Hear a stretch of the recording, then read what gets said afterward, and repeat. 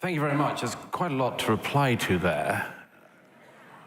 Let me first say, Gideon, you started with a peroration about me not mentioning the Palestinian casualties. That's because I started by mentioning the war, and there is no law of war that says you're allowed to start a war and then complain when you lose it.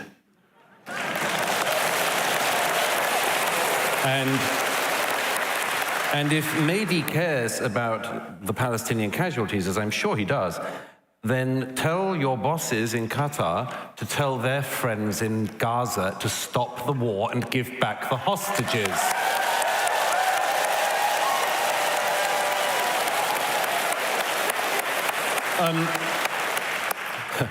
Gideon says Israel needs nothing more than criticism, as if Israel doesn't get criticism. Wow, he doesn't even read his own country's press.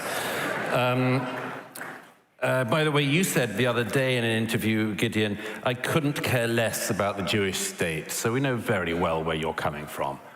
Let me just say a couple of things about that I didn't get to in my opening remarks, but are important. You know, if you didn't throng the streets of this city or any other for the actual genocide going on in Sudan, not the one that Mehdi and Gideon pretend is happening, but the actual genocide going on in Sudan, if you didn't spend weekend after weekend doing that, but you did come out for the post-October the 7th protests, you're an anti-Semite.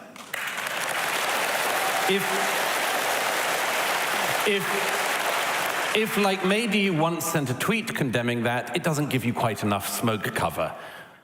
You know, if you protested not a bit, didn't set up a tent when Bashar al-Assad was killing 6 times the number of people in a decade that Israel and all of its enemies have lost in 75 years of war, you are an anti-Semite.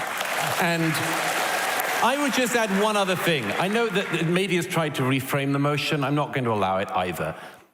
You know, maybe there is somebody in the world. Pakistan was invented, created as a state around the same time as Israel.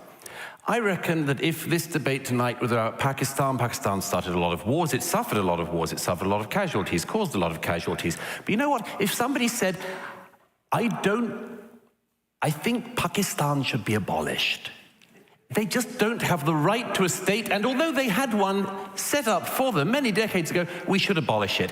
I think people would say, And then if the person said, but, oh, by the way, although I want to abolish that state, I have no problem with the Pakistani people.